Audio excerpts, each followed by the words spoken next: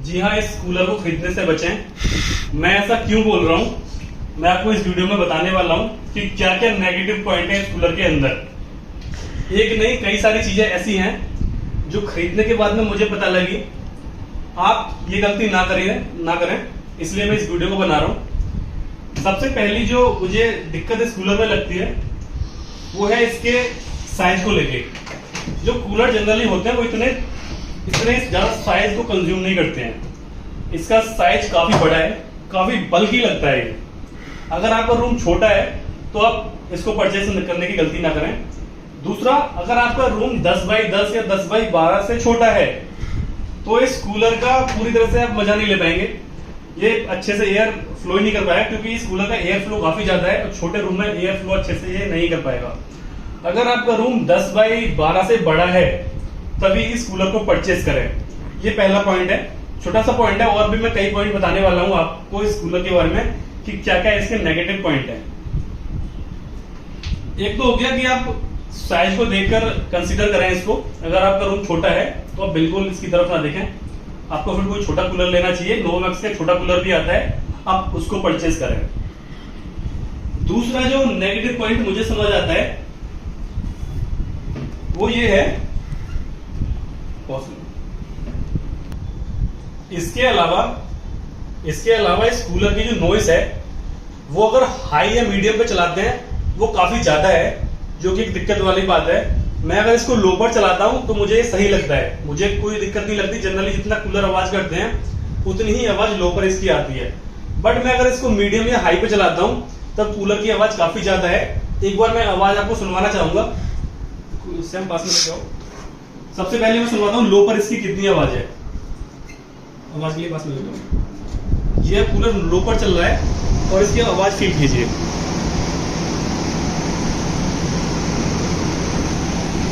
अब इस कूलर को मैं मीडियम पे करता हूं, अब इस कूलर को मैं हाई पर करता हूं।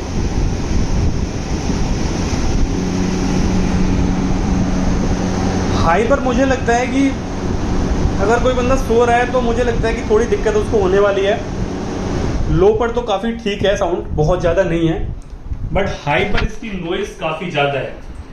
एक दिक्कत जो मुझे और भी लगी थी परचेज करने के बाद में वो ये थी कि जो पानी की जो मोटर है, जो ये मेन मोटर है, ये पीछे से पानी को खींच के बाहर की तरफ फेंक रही थी। मैंने नोवामैक्स को कॉल किया और उनको बताया कि ऐसे ये प्रॉब्लम मुझे फेस हो रही है। तो उन्होंने कहा ठीक है, हम एक टेक्नीशियन अरेंज करते हैं और आपके यहाँ भेजते हैं। नोवामैक्स ने सेम डे टेक्नीशियन मेरे घर पे भेजा। वो टेक्नीशियन आए, तकरीबन 45 मिनट उन्होंने खराब किए घर पे आकर, बट वो इसके रूट कॉज को नहीं पकड़ पाए कि पानी, इसकी जो फ्रंट वाली मोटर है जो एयर फेंकती है, ये पीछे से पानी क्यों फेंक रही है, वो इस चीज को पकड़ ही नहीं पाए। उन्होंने मेरे पास फोन किया, उन्होंने कहा कि भैया कूलर है, कूलर में पानी चलता है तो थोड़ा बहुत तो पानी आएगा ही। फिर उन्होंने कहा कि जितना पहले आ रहा था उतना पानी नहीं आएगा, थोड़ा बहुत आएगा। मैं ऑफिस से घर आता हूँ, घर आकर देखता हूँ कि कूलर में से पानी उतना ही निकल रहा है जितना पहले निकल रहा था, मतलब उसमें कोई ज्यादा फर्क नहीं था। और कंटिन्यू छींटे आ रहे थे पानी के, ऐसा नहीं कि बहुत ज्यादा था और ऐसा भी नहीं कि बहुत कम था। इसके बाद मैंने नोवामैक्स को फिर से कॉल किया, उनसे मैंने बोला कि कोई ढंग के टेक्नीशियन को अरेंज कीजिए। वो टेक्नीशियन जो है उस चीज को देख ही नहीं पाया कि कहां से वो पानी आ रहा है। अगले दिन दूसरे टेक्नीशियन आते हैं और वो टेक्नीशियन को खोलते हैं और उसकी जो पानी की मोटर है, उन्होंने बताया कि जो पानी की मोटर आपकी कूलर में लगी है वो ज्यादा हाई पावर की है। उन्होंने इस मोटर को चेंज किया, लो पावर की मोटर लगाई, तो जितना पानी पहले पैड्स में गिरता था उतना पानी नहीं गिरता था, कम गिरता है पानी, लेकिन इनफ है पानी। इसके अलावा जो छोटे छोटे पार्टिकल्स उस पैड में से निकले हुए थे उनको काट दिया उन्होंने। उसके बाद में जो पानी की दिक्कत थी, पानी जो फेंक रहा था कूलर, वो बिल्कुल एक तरह से जीरो हो गई। नोवामैक्स की तरफ से जो टेक्नीशियन अरेंज किए गए थे दोबारा में, वो काफी ठीक लगे मुझे। नोवामैक्स का जो रिस्पॉन्स था वो बहुत अच्छा था, बट नोवामैक्स ने इस प्रॉब्लम को कैसे मतलब बाहर जाने दिया कि एक हाई पावर की पानी की मोटर इसमें लगा के भेज दी।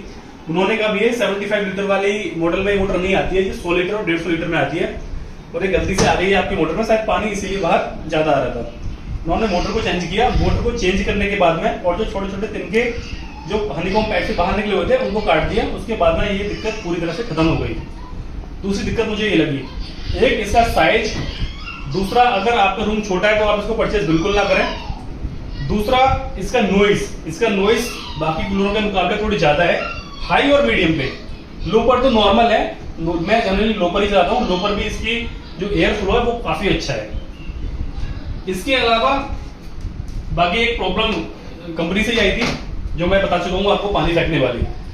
ये सारी दिक्कतें मुझे फेस हुई अभी तक। और एक चीज और मैं दिखाता हूँ, पास में लेके आना। ये जो इन्होंने दिया है पानी डालने के लिए दिया है, पता नहीं क्या सोच के इसको बनाया है।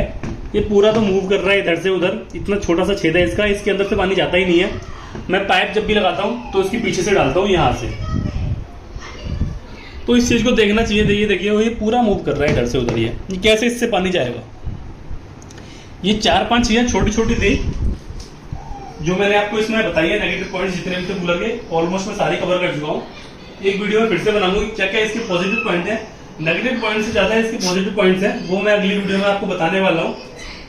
तो अगर आपको वीडियो पसंद आई हो तो वीडियो को लाइक करें, चैनल को सब्सक्राइब करें, और कुछ भी पूछना है आपको A to Z कुछ भी पूछना है तो कमेंट बॉक्स में टाइप कीजिए, मैं उसका रिप्लाई डेफिनेटली करूंगा। तो thank you for watching the video.